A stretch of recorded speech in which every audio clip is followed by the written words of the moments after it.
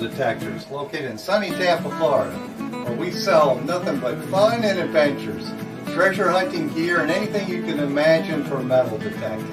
Give us a call, 813-237-1939. Happy hunting and dig deeper. Live from sunny Florida, it's Treasure Talk.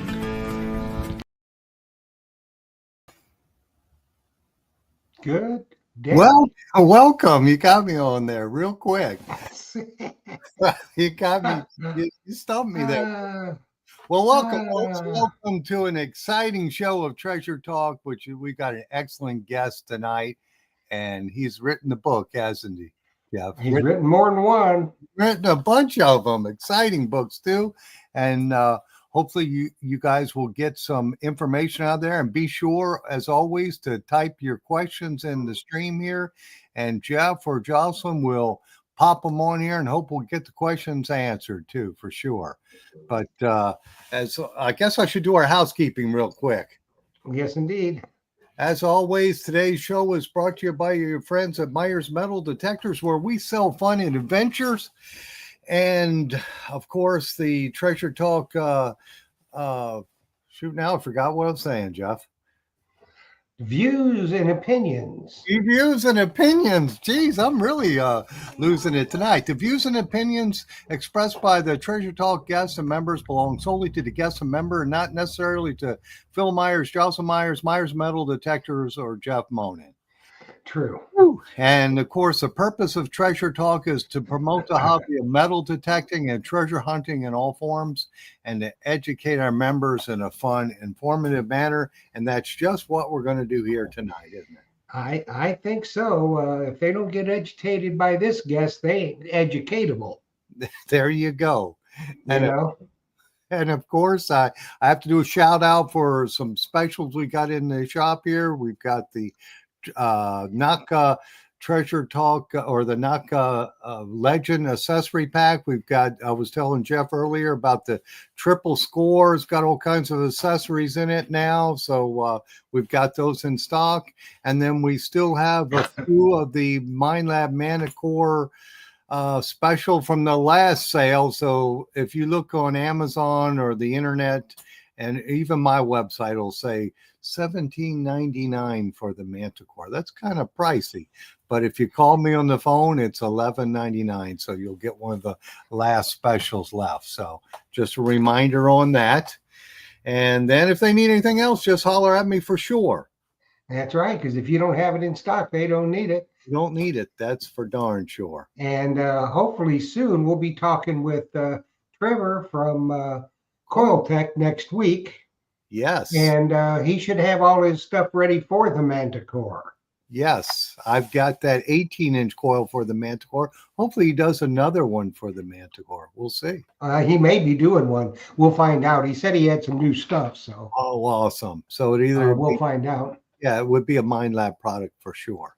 So, yeah, well, that's the only thing that they make right now is MindLab products. So, well, that's okay, because they make some really good stuff. Yes, they do, for sure. And you never have any trouble selling out of it. So no, it's always a hot seller for Coil Tech products. Yes, it is. So let's get. I think we need to get going here, because this hour's going to fly. It always does, Jeff. So let's bring Terry on.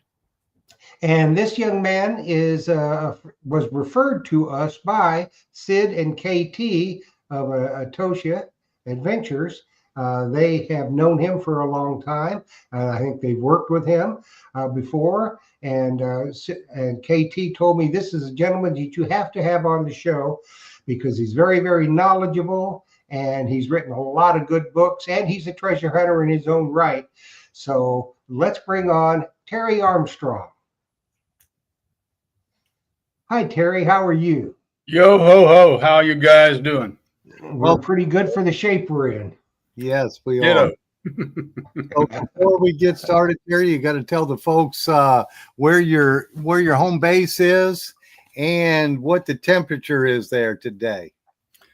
Well, if you go dead east from where you're at, probably you'll run into my house. So the temperature here is about the same as it is in yours. I live on Merritt Island. Merritt Island. Okay. near Cocoa Beach. Okay. Cool. Yeah, it's been warm. It's been I think today we were up right around 80. Yeah. So was I. Yep. I had Been up there. 81, I think. Yeah. I had to turn the air conditioner back on. Yeah, I'm running mine too. You might be able to hear it in the background. I hope not. No, but I tell you what, I had to feel it. Yeah. Okay.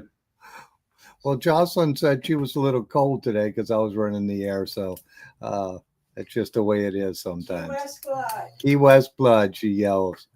So, Terry, why don't you tell us exactly how many books you've written on the 1715 fleet and actually all the shipwreck books you've written? Because you were naming them off and showing them to me. Tell the folks how many you've got. Oh, well, I started with this one back around 2005, and I decided to open up the Signum Ops Publishing Company. And this one was by Tommy Gore. Tommy Gore is at that time was a retired state agent from the Florida Bureau of Archaeological Resources, and I've known him since 1969. He was the agent on the derelict when I worked for Reel 8. And that's how long I've known him. So in 2000, he retired and he got into the subcontracting business himself. And I worked with Tommy and his crew for a number of years. And we wrote this book. It's hard to find now. It's probably out of print. And the last time I checked, it was about $90. But if you can find one, it's a really good read. And then I think Sid and KT were probably talking about this book. Can you see that there? Mm-hmm. Maybe I need to put it over here. Old Trade New Blood. I just put that out last year. I try to do a update on 1715 operations every so often. I hadn't done one since for about 9 years. So I put this one together last year. It just came out around August or September, I think. And then in 1967, I worked for a whole year for the Andrews family on the north side of the Cape. They had treasure hunt and lease E5A in what's now the Canaveral National Seashore. It was not at that time. So after Bill died, his son, buddy of mine, Randy, got his super duper double super secret treasure maps out that he'd marked. And I remarked them and published them in this book. It's pretty popular. It goes all the way from up around New Smyrna down through Vero Beach, and where Bill and Flo walked the beaches and did metal detecting and picked up stuff. Bill marked up his map, so that's what's in here. There's a lot of material in here from the Cape and from the Canaveral National, what is now Canaveral National Seashore now, because back in the day that was BLM land and people used to hunt all over. And then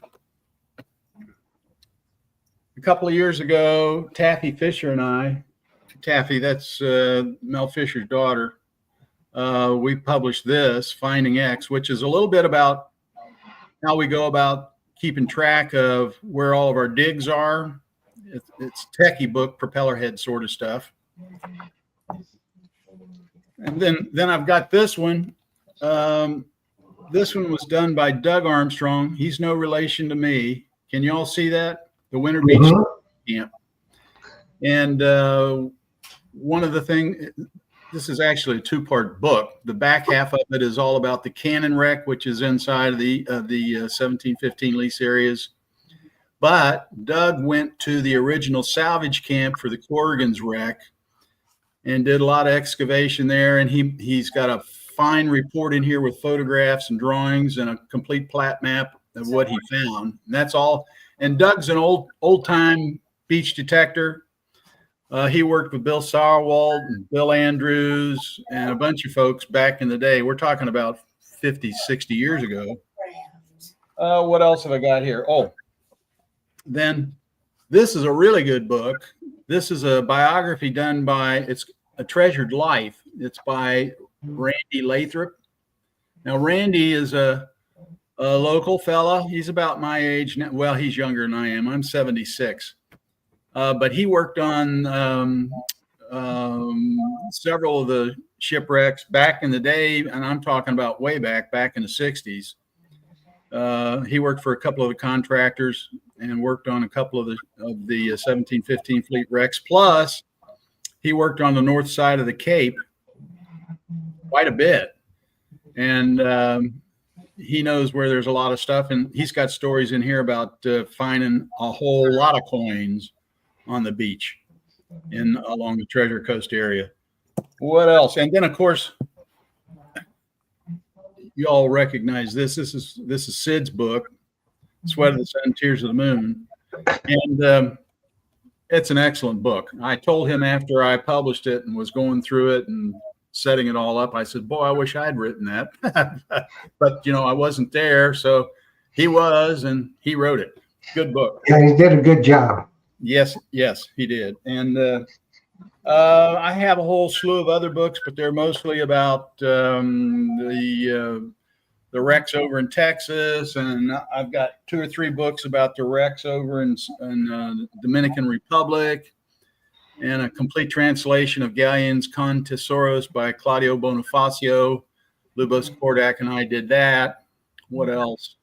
There's a few others. So after I got done working for Real Aid, I worked for Pirate Village, and I did a little bit of work for the Rathman Group, and then I got out of that entirely because I had been going to college and it bored me, so I went to commercial diving school, and I was actually a dive bum for a bunch of years. But I didn't really get back into the treasure hunting end of it until about 2000 when Tommy retired. And I went to work with his group, Crossed Anchors. No, excuse me, that's Chris James. Southern Cross. That's what Tommy's group was called. And I worked with Joel Ruth some and a couple other people. But I've still got my hand in. I'm just not boat bound anymore. I'm getting a little bit too old for that. Well, you beach on too, right? Oh, yeah. Yeah. Do you ever come over the Tampa way? With a what? You ever come over Tampa? Oh, no. I have got a cousin that lives over there, and the last time I went over there, I about drove myself crazy in your traffic. It was making me completely nuts. It'll do that. There's a bunch of crazies over there. Yes. Going across I-4 is bad enough for sure. I got plenty to take care of over here on my side. Thanks. Yes. Well, you've got all the real treasure. We just have mostly modern drops. But you got some treasure over there. Yeah, I guess. I could go into that, but some other time. Well, let's go into it now. This is what we're here to talk about. Treasure. You mentioned Texas, and I'm certain we're talking about the Gulf of America over on the Texas side. Yeah, and, that would be it. Padre Island. Let's localize it there. Is that like old Spanish wrecks? Oh, yeah. 1500s. Yeah. Yeah, all the Padre Island wrecks are old Spanish wrecks. And Billy Cannon, I've done a lot of work for Billy. He's passed away now, but he was working over there back in the early 60s, and he dug up a lot of stuff off of his boat. And then the state of Texas got academic, and there's nobody allowed to do any underwater detecting and treasure hunting over there anymore. In fact, I don't even know if you're allowed to go to Padre Island with a metal detector. You're not allowed to go to Canaveral National Seashore over here with a metal detector. And of course, you can't get to the Cape because that's all federal rocket launching stuff. Uh-huh. But I don't think you're allowed to metal detect on Padre Island anymore. But that's Texas Treasure. That was written by Bob Bear. Bob and I published several books. Bob passed away about 6 or 7 months ago. Dr. Bob Bear, archaeologist. And that's the story of Billy Kinnon's work over on the Texas coast. I see Ricky T's got that question. Are you allowed to detect Padre Island anymore? And I thought I read that you're not allowed to do that.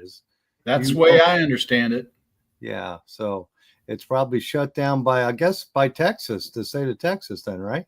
I would be willing to bet that it's probably part of the National Park Service, and the National Park Service will permit all sorts of things to happen in the park and on the beach, but they will not let you metal detect there. Now, that doesn't mean you can't walk the beach and pick up stuff. If you can see it laying there, you can pick it up, but you cannot take a metal detector to the beach. Right. Yeah. Which is probably a good thing. No, I don't think so. I don't think so. I disagree. Because besides picking up the good stuff, what we're also picking up? We're picking up all the trash too. We're cleaning up after everyone. So Yeah. I think there's a lot of reasons for that, I'm sure. Mostly they don't want people digging in the dunes. And for example, over here on our side, you know how we're having this big rock fight constantly about beach renourishment. I'm sure you've heard about that. I know Fred Banky and Terry Shannon have complained about it. And all the time. The Canaveral National Seashore is not renourished. Oh, really?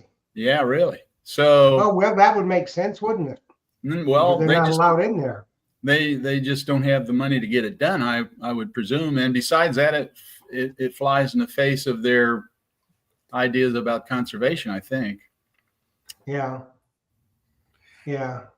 Well, this question's from Angie, and she's over in England. Says, why won't they let you detect? Do they have a good reason? Well, maybe. I don't know. What do you think, Terry? Just like I said, there's a couple of things that are issues today.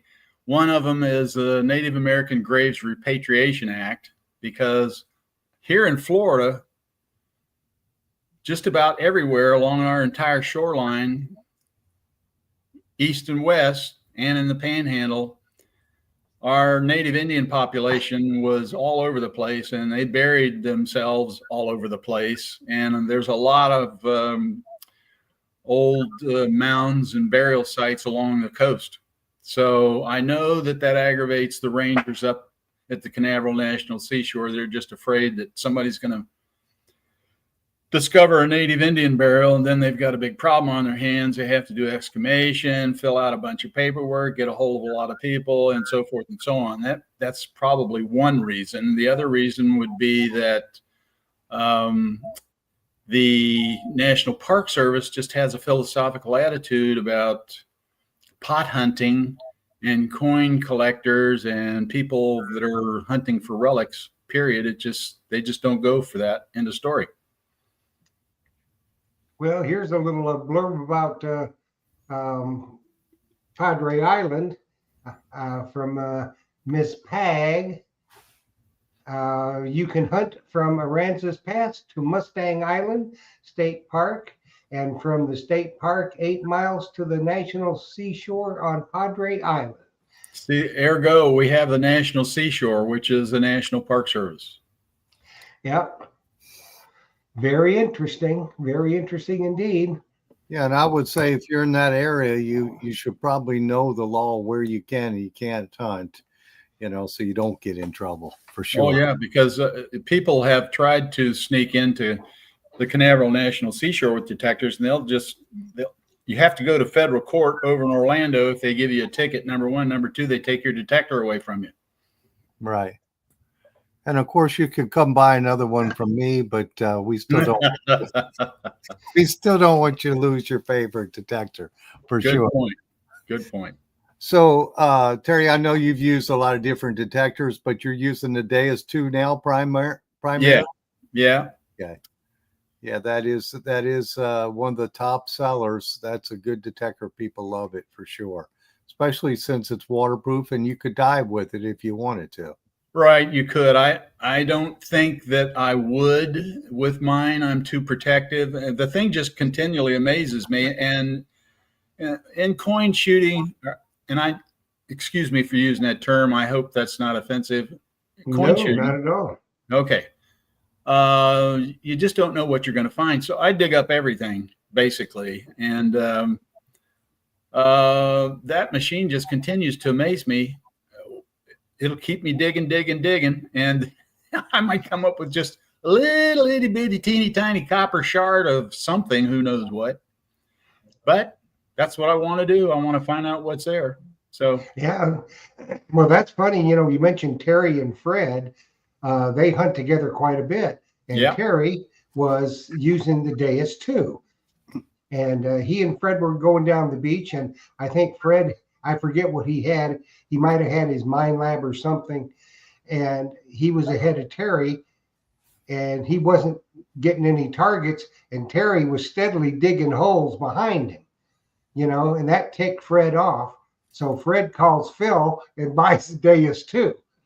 Yeah, the next day. So Yeah. that's good on Fred for looking at another piece of equipment for sure. Looks like we got a question from the Mumbles man, Tim Naylor. He's wanting to know what Terry, what your most unusual find is with your detector. Well, I'd have to say probably for many years, I have enjoyed underwater detecting. I've been all over the state. I've spent a lot of time in the springs and in the rivers with my underwater detectors. I've had more fun doing that as a younger man. But as far as the thing that impressed me the most, I'll tell you this little story. It'll just take a couple of minutes. When we're working off in the Treasure Coast area on the dig boats, we dig up a lot of pop tops. We dig up a lot of sinkers. We dig up a lot of fishing gear. So this one day I picked up something. I thought, oh, this is part of a lure or something. I stuck it in my trunks, in my pocket on my trunks, along with all the other junk that I had picked up. And in the evening, when I finally got home, I realized I forgot to empty my pockets. So I took this thing out and I threw it in this little silver jar I've got. And it sat there for about 6 or 7 years. And finally, one day I took it out and looked at it. And it is a copper nostril ornament through your nose. And it's made into a little rattlesnake. And it's handmade. It's made out of copper. So I'm thinking that it was probably one of the original divers that the Spaniards had drug in there to help them salvage the wrecks back in 1715 and 1716. And that's the most impressive thing that I've ever found. And I found it with a metal detector, but I didn't find it with an AQ-1B. I think I was using what was it? It was Fred Biggles' detector. What was he using? I can't even remember now, but it wasn't a Aquapulse detector at the time that I was using. I wasn't using my detector. So just oddly enough, I picked that thing up. And I know exactly where I found it even yet today, hole number 205. You don't forget when you find something really cool, for sure. Now, have you dug any gold coins? I have. Way back in the 69, 70 era, I may have dug up some maybe little pieces of gold chain. I have never found a gold coin. Well, you're in good company because I haven't found one either, and Jeff hasn't either. Correct, Jeff? Nope, we have not. But like Mel says, today's the day, so maybe it is. Yeah, they do get found on the beach, yes. Yeah. I've seen a lot found over here on our beaches, but it's modern jewelry. That is like in a bezel or a ring. They've found gold coins. I was at the Treasure Hunters. At the Florida United Numismatist Show. I don't know if you all go to that or not. It's an annual biggest coin collector dealer show probably in the United States, I'm sure. In Orlando? Yeah, in Orlando. So, and I've been going to that for years. And we have a book club meeting, Treasure Hunters book club meeting. Dave Crooks hosts it. And I was at one of those about 5 or 6 years ago. And this lady came in with a gold royal that she had found with her own detector on the beach at the Rio Mar wreck by her little. Yeah, but They do. it was a royal. Yes. So that means it was minted for the, I guess, the king. Yep. Made for the king. And a value on that, you think? Oh, my word. Back then, I think it was ringing up somewhere around 50 grand. Now it's hard to say. Probably be 3 times that much. I Could was be. in the 300,000 range. I thought I heard one had sold for that. Some of them have, yeah. Some Yeah. of them have. If they're in perfect condition, for sure, or really good. I guess high grades. I guess everything's by grade. Yeah, I had. The gold coins are always just about, especially a royal, they would be high grade, period, no matter what. Yeah. Yeah, I had been to that fun show before years ago. It's a huge show. Yeah. Big show to walk for sure. Yeah. Looks like we got a question from Randy Goodnow. What kind of detectors did you use back in the 60s? Pulse. Pulse. Okay. Yeah, I had my favorite detector was a little old White's, and it was the whole guts of the detector was stuffed into an Icolite case, 9-volt flashlight case. I don't know if you're familiar with those. They still make them, I think. But anyway, it was about 4. The case is kind of square. It's about 4 inches in diameter, and then it's got a bulb about that big around, and it uses a 9-volt lantern battery. Well, White's had put a detector in there, and they put a little Clicker glued onto the back of it. So you didn't need a headphone. All you had to do was flip the switch, and the coil was attached to a plate where normally the lens for the flashlight would be. And I used that thing like crazy, but it was a pulse detector, but I used it in the springs, and I found lots and lots and lots of stuff with that. And then I had a D-Tex. That company's been out of business for forever, which was another straightforward underwater detector, short handle, guts was everything was in the case with a handle on it. It was counterweighted, and it had a headset, and that was a good detector, but they all flood, and that's the end of that. You can't keep them going. Yeah, Randy had asked the same question. How deep did it go, your pulse? Well, the Whites, I could find stuff like 6, 7, 8 inches down, but I was always looking for stuff like change and pocket knives and bracelets and stuff like that. And because in the swimming holes and the springs and in the rivers, that's what you're going to find. And it's not something that I would even have thought about using out in the ocean. When I work for real, let me show you this. I'm going to show you something real quick. Can you see that photograph? Yes. Mm-hmm. Can you tell what it is? It looks like a bunch of cobs. Yes, it is. That's a bunch of cobs. Those are 4s and 8s. That's when I worked for Real 8. That would be about a day's harvest of cobs. And we didn't have any detectors. No detectors. You're just blowing holes and you'd sit at the edge of the crater while the blower was running, and they'd just poke themselves out of the sand. You'd snap them up. Now, how many thousands we left, it's hard to say, but we did leave many, many, many. Oh, yeah, you wouldn't see everything. Yeah, no, you couldn't see them. And but, they were just laying all over the place, but we had no detectors whatsoever. Well, we got a question for you from Stacy.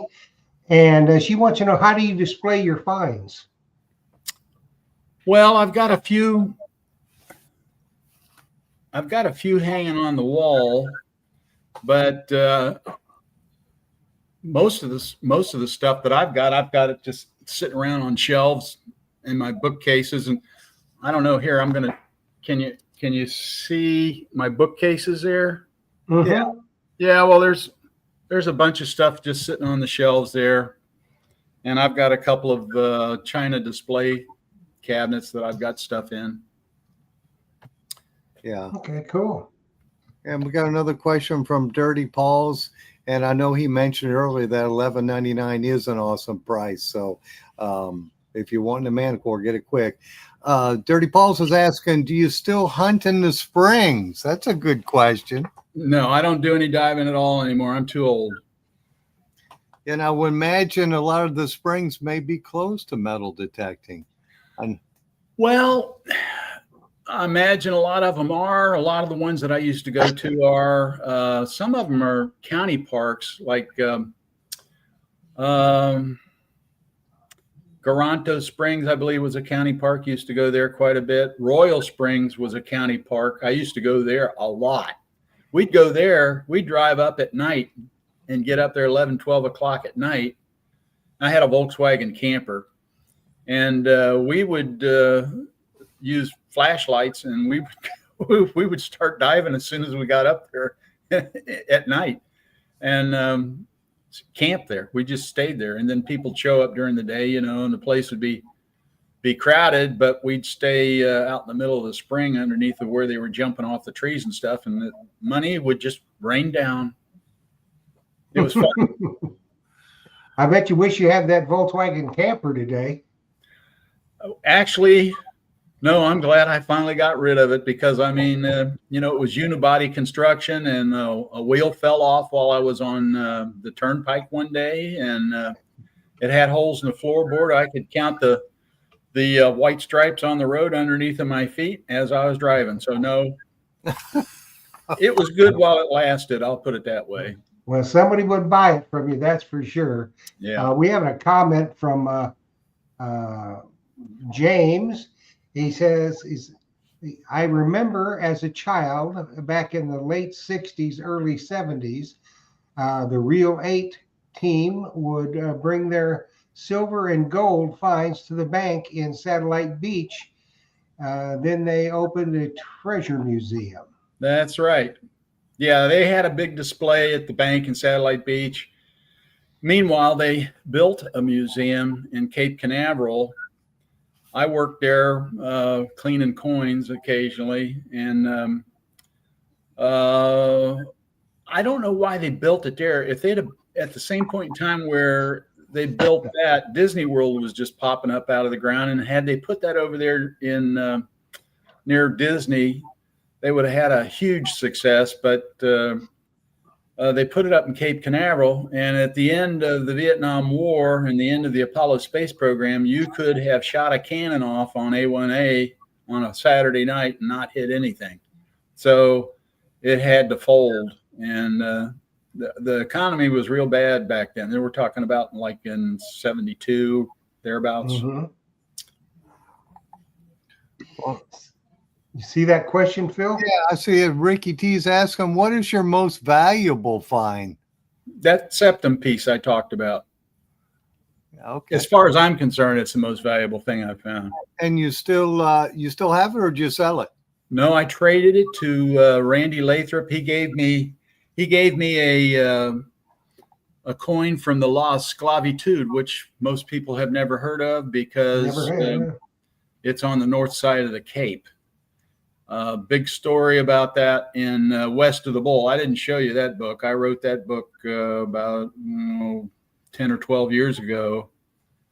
And that's all about working with the Andrews family up on the Cape, and a lot of the sites that Bill knew about then, not on his treasure map, but elsewhere back inside of what is now the national park. Mm-hmm. Interesting. That's very good. That's see, I never knew about that wreck or any of those. I'm sure there's wrecks all up and down the coast. Oh, the place is full of them. Well, how many ships sunk in the 1715 fleet? Well, on a good day, 11, maybe 12. The only research we have on, or I shouldn't say the only research, the major part of the research that we have on it was done by Nancy Ferris, Bob Marks, and Jack Haskins. And those reports are housed in at the Vero Beach Public Library. I also have them translated into a Windows help file online at my website, signumops.com, if anybody cares to go there and read. However, be that as it may, those documents, although I think that they're pretty thorough, may have left something out. So interesting. Yeah. We got a question from Angie from across the pond in the UK. She wants to know, Terry, what one item would you love to find? Well, I don't know if how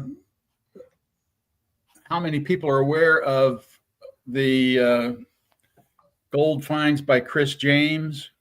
Probably not. Anyway, he found a tremendously huge gold brooch and gold earrings. They were all studded with diamonds.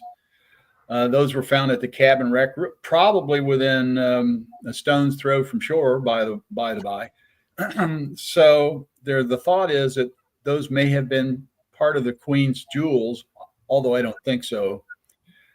And yet to be found, allegedly, is the Queen's jewels, Isabella Farnes's jewels that were on board, supposedly on board Ubia's Capitana, in the Silver Master's drawer, and his name was Poflis. And those, even according to the documentation that I just spoke of, the research archive records from Spain and elsewhere, there's no record of the Spaniards having recovered that from those documents. So to find that little Poflis's little desk with all of Elizabeth Farnes's jewelry in it would be nice. That would be good. Would be nice, or a royal would be nice. Oh yeah, I'd just be happy to find a bogey 2, a Scudo laying around someplace, Yeah, heck yeah. Absolutely. Phil, you see this question? This is from Stacy, and she's asking, have you thought about, now this is a good one, republishing the older books again, now that detecting has gained so much popularity? Well, the only book that I cited for you there that is not in publication is the original Rainbow Chasers book. And that's the reason for that is because Tommy and I printed it ourselves. I'll never do that again. Otherwise, all my books are available at Amazon.com. Okay, now, good. They're all there. You just have to look for Signum Ops and you'll find my catalog, or you can go to my website. My catalog's there and it'll take you to the Amazon page where you can link to make the purchase for the book yourself there. Yeah. I am working on, this will probably be the last treasure hunting book that I do at this late stage of the game. I'm working on the archives of David O'True, which I bought last year. And David O'True was the Florida historian and cartographer who was nuts about anything having to do with treasure hunting and pirates, period. And he started the South Florida Historical Association. He died in the 60s, but he left his archives, actually sold his archives to a guy named George McDonald, who was a supporter of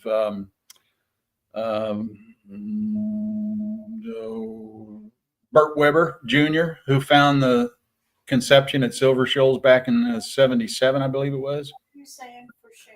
I wrote his biography. You'd think I'd know better. Anyway, George bought those, and then George disappeared from the scene. Those archives disappeared from the scene. They showed up mysteriously in some little town up in North Florida, and this lady wanted to sell them because she wanted the boxes they were in. She didn't care too much about the documents inside them. Jeez. So I bought them, and it's full of all kinds of stuff, all kinds of treasure maps and treasure stories and citations about pirates and bibliographies. Oh, you name it. So that's the last book I'm working on. Very cool. The prospecting mules. Where do you start your research of areas? Well, I've got a pretty huge library, and I've spent a serious amount of money on books. I have books which are kind of tough to get. I also have access to the library of Robert I. Nesmith. People may or may not know who Robert Nesmith was. He owned the Foul Anchor Archives.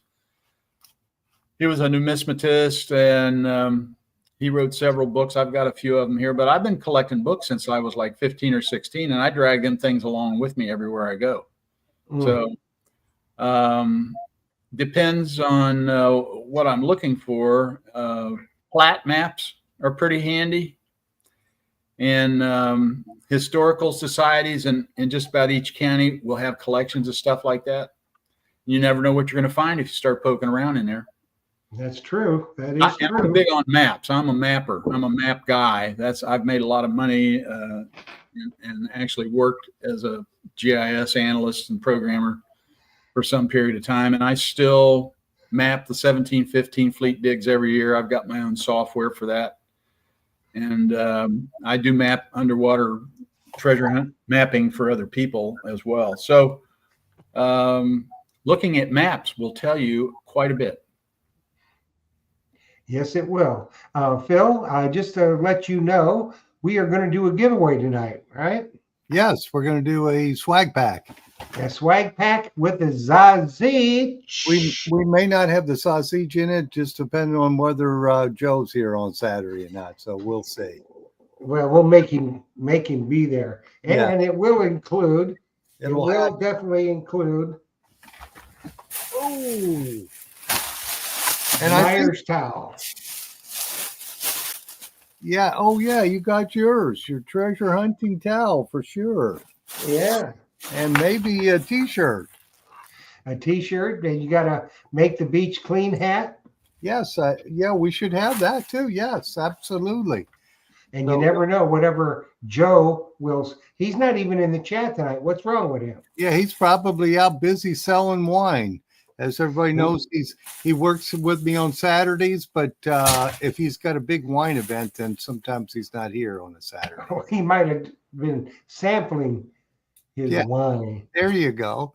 And I think I read in the comments from JR 2 Mile Honey Company. I think he said, I'm late today, but I got a great package in the mail. So maybe he was a past winner, I think. Yes, he was. Yes, he did. Yes, he did indeed. So somebody wants to know if you sell Legionnaire hats. Are we talking to me? Yeah, somebody wanted to know. Let's see who it was. I'm not. No, I don't have a Legionnaire hat. So Legionnaire hats. I have no idea what that would be, but. Obviously, he doesn't have them in stock. Let's see. Okay, this is another one from James. He says, I remember as a child, I would see you guys on the beach with a tractor pulling rods in the sand, and people would walk behind the tractor with metal detectors looking for silver coins. You remember doing that, Terry? News to me. Yeah, I've never seen anybody doing that on the beach. I've seen beaches with tractors. They're supposedly cleaning the beach, getting rid of all the cans and stuff. I've seen people do that, but I haven't seen anybody detecting behind a tractor like that. Well, there's a lot of tractors on the beach, but they're renourishing the beach, and they won't let you get near the spoil piles. They put guards on the spoil piles. So they pipe in, like right now, they're piping in spoil from the north side of the jetties at Port Canaveral to the south side, but you can't go detect a spoil pile. Huh. That's kind of let you do that. After they spread it out, then you can do it. Yeah, and it looks like Angie says I'd love one of those towels, but I'm never lucky enough to win. Well, we'll see. Maybe today's the day. That's But yeah, right. the spoil piles on our coast are different. They don't, we don't have, I guess, the history or whatnot, but they'll let you detect the piles over here when they're cleaning the beach with the tractor. No, not here. It's a big Yeah. deal. Don't touch the spoil piles. I don't Yeah. know why. Huh. Well, who knows? Um, Oh, that's a good question. Any truth to the rumors of the palm log line pits dug in the dunes to hold recovered chests? There have been palm log line pits dug in the dunes for gun emplacements at several of the wreck sites, not necessarily to hold the chest. Now, there have been north side of the Cape, theoretically out beyond the boundaries of the known wrecks.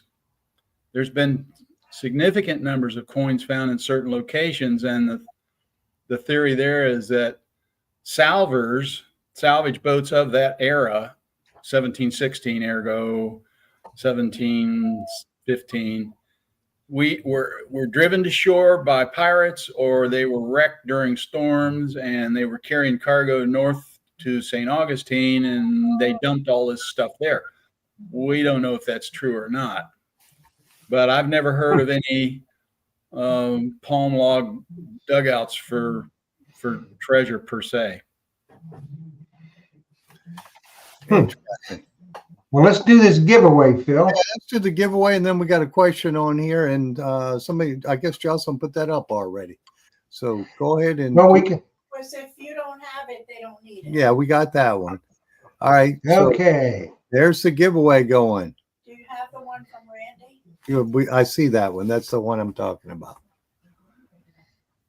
Treasure Maze is the winner. Maze is the winner. Sweet. So, Treasure Maze, I'm going to pop up our email. You send your name, address, and phone number, and T-shirt size. T-shirt size. Put the size in there, and we got all the way up to looks like the big size, like Joe Vizzy wears, a 3X. Good. TreasureTalkShow@gmail.com, and we'll get it to you, and you might get a Zaz each. I'll send Joe an email, tell him he needs to get his hiney in there and decorate a couple of sausages. There you go. And here's our question that Randy had. How does gold get washed up on shore and it disappeared? But that was the question. I'll find it. Don't put it back up. No, here we go. I got it. When you have coral rocks. I saw it. Yeah. I'm going to run head to head with my contemporaries on this point. It doesn't. The gold coins, the silver coins, most of them that are found on shore either fell out of the dunes or they were on shore to start out with. They washed in with dead bodies. They were dropped by people trying to abscond from the camps heading north or south, purposefully dropped. And a lot of them, I think, were probably deposited up in the dunes and maybe at some of the burials by the Indians. But I don't think that most of them get washed from out at sea onto the beach. My argument there depends on who you ask. A lot of people will tell you I'm nuts. When you see the power of a hurricane, you don't think that hurricane force wave action could move that to shore? Well, the point in the last question was there was riffling and obstruction, stone, coral, blah, blah, blah, blah. Now, in the locations where the wrecks are, where there is no such obstruction, yes, I can see where the coins will get thrown up on the beach. Now, for example, everything north of the inlet at Sebastian's Inlet all the way up to the Atlantic, it's sand bottom. Okay, so that's entirely possible. Whereas as soon as you get south of the Sebastian's Inlet, it's stone bottom.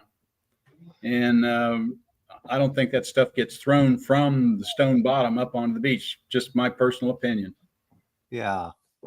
I just whenever we see a hurricane force winds and waves and water action, you just wonder, if it washes the stuff in. So I guess we could argue that. But I know that there'll be stuff found right there by the dune. Was it in the dune from a previous thing, or was it just washed there? Who knows? Who knows? Who knows?